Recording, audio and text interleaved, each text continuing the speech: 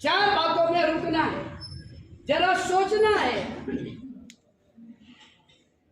कोशिश तो करना ही है, आगे तो जाना ही है, लेकिन एक बार पहले रुक जाना है कि मैं जो रास्ता पर जा रहा हूं वो रास्ता सही है।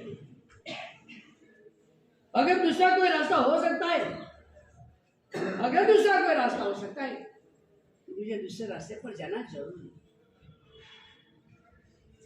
मैं आपको पूछूं,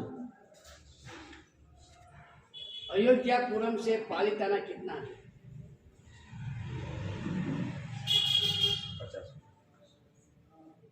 50 किलोमीटर बराबर 50। एक भाई अपनी कार लेकर अयोध्यापुरम पर खड़ा है, किसी और को पूछा कि पालिताना यहाँ से कितना दूर? उसने कहा 50 किलोमीटर।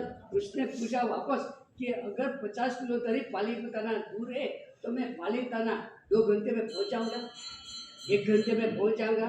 उसने कहा नहीं, आप 1 घंटे में भी नहीं पहुँचोगे, आप 2 घंटे में भी नहीं पहुँचोगे, शायद आप 1 महीने में भी नहीं पहुँच पाओगे।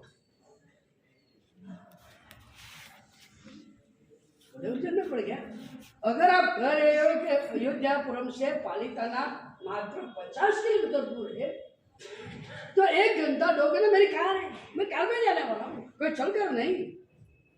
ये मेरी कार में जाने वाला हूँ, 1 घंटे में नहीं, 2 घंटे में नहीं, क्या बात करेगा? मेरी कार को रिपेयरिंग के लिए नहीं, अच्छी कार है, नहीं कार, पेट्रोल भी डाला हुआ है, 50 किलोमीटर ही दूर, और आप 1 घंटे 2 घंटे की भी मना करते हैं और बोलते हैं कि महीने भी लग सकते हैं। बात क्या है, माजरा क्या है? तो उसने कहा ये जो स्थान पर आप खड़े हो वो स्थान से पालिताना मात्र 50 किलोमीटर है, उसमें कोई गलत नहीं है, लेकिन आप जो दिशा में खड़े हो वो दिशा से पालिताना हजारों किलोमीटर दूर। नहीं समझिए, स्थान तो बराबर था, अयोध्यापुरम से पालिताना 50, लेकिन दिशा पालिताना की नहीं थी, दिशा तो दिल्ली की थी। जो स्थान पर खड़े हो वहां से पालिताना 50 किलोमीटर थे, लेकिन जो दिशा में खड़े हो वहां से पालिताना हजारों किलोमीटर थे। बात हमारी ये है, जो मानव हुए वहां से मोक्ष बहुत नजदीक है, लेकिन हमने जो दिशा पकड़ी है शायद हमारा मोक्ष अनंत काल बाकी है।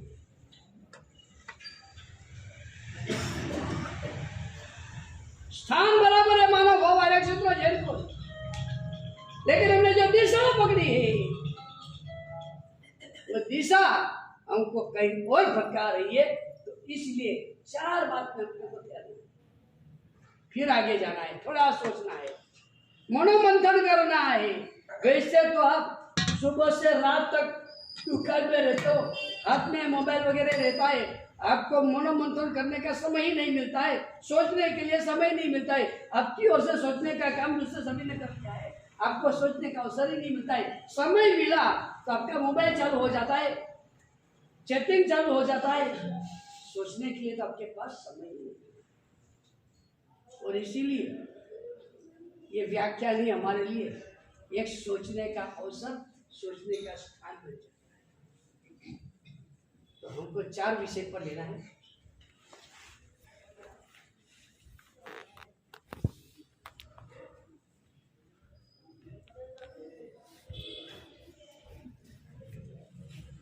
स्टॉप 4 अक्षर है, STOP। आपको पूरा प्रवचन पॉइंट के रूप में भी याद रह जाए। वैसे तो आपकी याद रखने की कोई फर्ज नहीं है, दुकान में ग्राहक के लिए याद रखना बहुत जरूरी है, उसने कितना माल लिया, कितना चुकाया, कितना चुकाना बाकी है, तो वहाँ याद रखना जरूरी है। आपके लिए वो भी याद रखना जरूरी है, उस वक्त मेरे बारे में वो क्या बोला वो भी आपके लिए याद रखना जरूरी है। आपको ये याद रखना भी जरूरी है, मेरे कहने पर भी उसने मेरी बात नहीं मानी थी, वो बात में मेरी बात को काटी थी, वो याद रखना आपको जरूरी लगता है। वैसे तो आपको ये याद भी जरूरी लगता है कि वो मेरा चिंटू ने या मेरे नौकर ने आज तक में कितनी बार फोन किया, वो सब हमको याद रखना जरूरी लगता है। जो याद रखने के बाद हमारा टेंशन ही बढ़ता है, हमारा दुख ही बढ़ता है, दर्द ही बढ़ता है, उसको हम याद रखते हैं। लेकिन प्रवचन याद रखना बहुत जरूरी है। यहाँ तो हमारा नियम है साहेब, देरासर और उपासई कुछ रखने के लिए, वहां से कुछ ले जाने का नहीं है। हम मानते, हमारी भ्रमना है।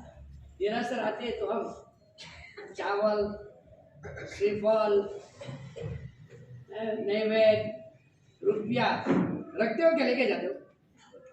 रख के जाते। यहाँ भी ये उपास है भी डंपिंग गोडाउन जैसा है। दीपावली का अवसर आया तो घर में जो ज्यादा किताबें है, कोई पोता वगैरह है, वो सब छोड़ने का स्थान कहाँ है? तो हमारा सब नियम है। यहाँ तो हम छोड़ के जाते हैं, यहाँ से कुछ लेकर नहीं जाते। तो हमारा सब आपके शब्द भी लेकर नहीं जाएंगे। नहीं, चार अक्षरों में आपको याद रह जाए, इसीलिए इसी प्रकार से टॉपिक बनाया। स्टॉप, पहले नंबर में एस, स्टॉप हर एक जगह पे लगाने का। स्टॉप स्पॉइलिंग, बिगाड़ना बंद करो। हम चारों को बिगाड़ रहे हैं मुख्य तौर से, हमारे शरीर को, हमारे समय को, हमारी संपत्ति, हमारी शक्ति, हम चारों को बिगाड़ने का काम ही पूरे दिन कर रहे हैं। हम हमारे शरीर को बिगाड़ते हैं, हम हमारे संपत्ति को बिगाड़ रहे हैं, हम हमारे शक्ति को, हम हमारे समय के बारे में बात दोपहर के व्याख्यान में लेने की है। क्या विषय है दोपहर का व्याख्यान का विषय क्या है? दोपहर के व्याख्यान का विषय क्या है? Time pass. आपको लगेगा ये क्या विषय है, लेकिन आप जब सुनोगे तब पता चलेगा सचमुच हमने टाइम पास ही किया। तो दोपहर का टॉपिक तो टाइम पास का ही रखा है, तो समय के बारे में बात जानते करेंगे। लेकिन हम तीनों को जो मिला है, हमको शरीर मिला, कितना सुंदर पति का शरीर मिला। आपको पता नहीं देव में और मनुष्य में क्या फर्क है? देव उसका वैक्रिय शरीर एट ए टाइम शरीर को 1 लाख वजन का बड़ा कर सकता है। देव के पास शरीर की ताकत है, दृश्य और अदृश्य कर सकता है। देव उनका शरीर ऐसा है, एक में से हजारों शरीर बना सकता है।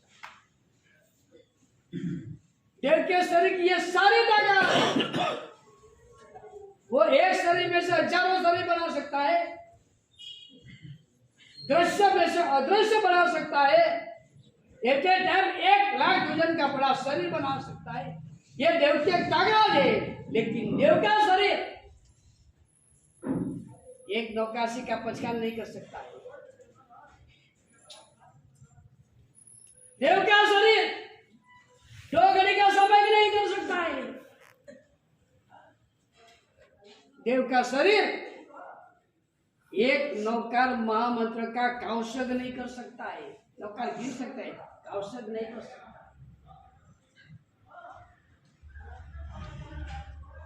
हमारा शरीर वैसे देखा जाए तो मोस्ट डेलिकेट, एकदम डेलिकेट है। कब क्या ये शरीर हो जाए कुछ पता नहीं। रात को सोए जब फ्रेश थे, सुबह उठे सर तक भयंकर को दिखा रहा है। एनासिड भी लिया, अमृत भी लगाया, लेकिन सर दर्द उठता नहीं। डॉक्टर के पास गया, डॉक्टर ने कहा मुझे कुछ प्रॉब्लम लग रहा है, आप जरा स्क्रीनिंग करवा दो। और स्क्रीनिंग कराए तो पता चला छोटा सा ट्यूमर हो गया है, ब्रेन ट्यूमर, और टेंशन आ गया। ये हमारा शरीर इतना कमजोर है कि सनत कुमार चक्रवर्ती को अभी